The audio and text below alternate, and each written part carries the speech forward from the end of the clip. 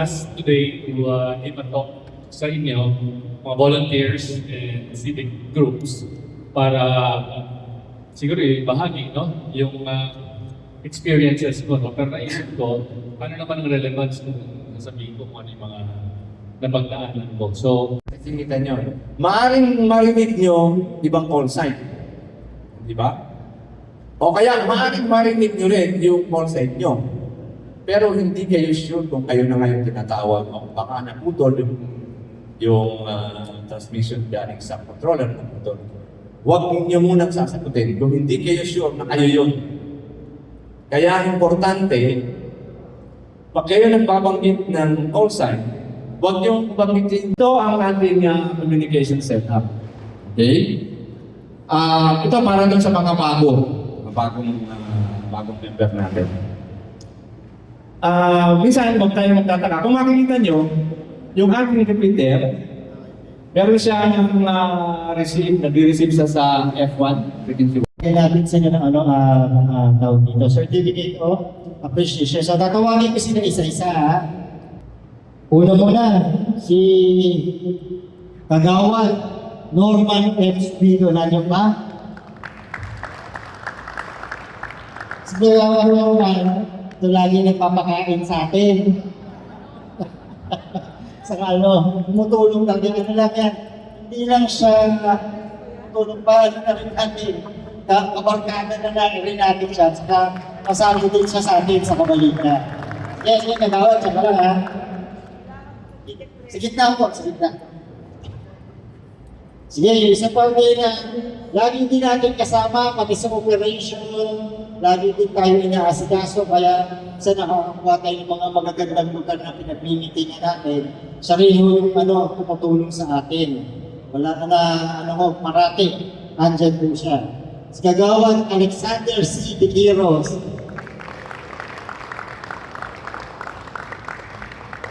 Ito po, nakahindi din siya. Kagawad Alexander C. Biquiros, Kagawad Norman X. Subido, for your continued support for Kabalikan Civico, 33 Marikina City. Given this day, 4th of July 2026, at Q Civic Center, Concepcion 2, Marikina City. Signed, Ryan Christopher Jesus, Kabalikan Civico, 33 Marikina City President.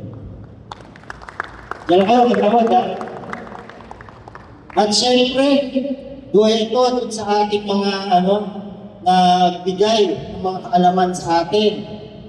Ito, in grateful recognition for sharing valuable time and effort, knowledge and expertise as resource speaker during the General Membership Meeting of Kabalikan Civic 33 Marikina City, given this day, the 4th of July, 2026, kay Sir Leonardo Capia Jr.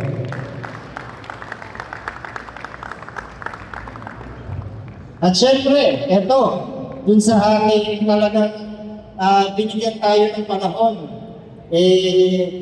buti nga nakapagbigay siya ng panahon sa atin at nagre-review siya for his bar exam. Ito.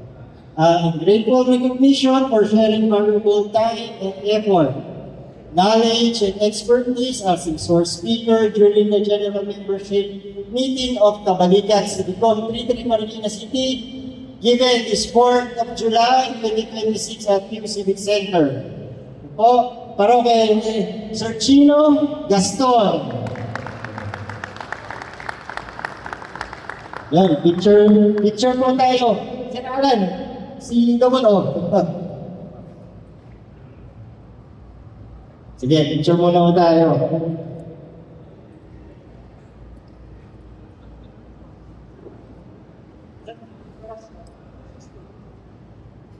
Sir Boy?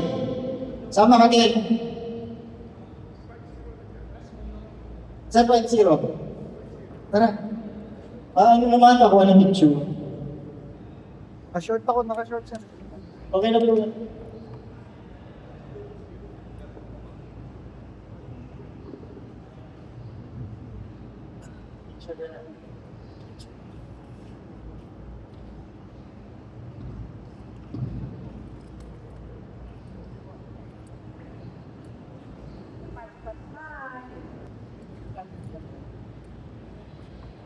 Thank you po, maraming pong salamat. Sir, thank you po. Thank you, Sir Chino. Yun. Ngayon, doon sa ginawang speak ni Kuya Jun, may mga questions ba kayo sa naiisip niya? Baka may mga Bilang nakagawan mo dito sa Concepcion 2, sa Barangay Concepcion 2, isa po sa mga trabaho po natin ay gumawa po ng mga resolusyon. So, aside from making resolution, kasama na rin po dyan ang mga ordinances. So, because of the invaluable service po ng inyong organisasyon dito sa amin sa Barangay Concepcion 2, minabuti po ng inyong leader na gumawa ng isang resolusyon commending ang Kabalikan City po. Dahil po sa invaluable service po na resolution. Let's pray. Father God in heaven, kami po ay nagpapasalamat sa mga natutunan namin sa ngayong gabi, Panginoon. Lord, dinadala din po namin ang aming presidente na kayo po magbigay ng wisdom, knowledge upang mapumunuan niya ang kabalikan, T3 Manila at kanyang mga officer, Panginoon. Bigyan mo siya ng kalakasan at ang lahat po ng mga gawad na tumutulong sa kabalikan, pagpalain niyo rin po siksik digdig na dumaapa. Lord, ingatan niyo po kami sa aming pag-uwi sa aming mga tahanan at nawa, Panginoon, ang aming mga manatutunan ngayon ay itanim namin sa puso namin ng bawat isa. Lord, binabalik po namin sa iyo ang walang papuri at sa salamat sa Panginoon. Amen.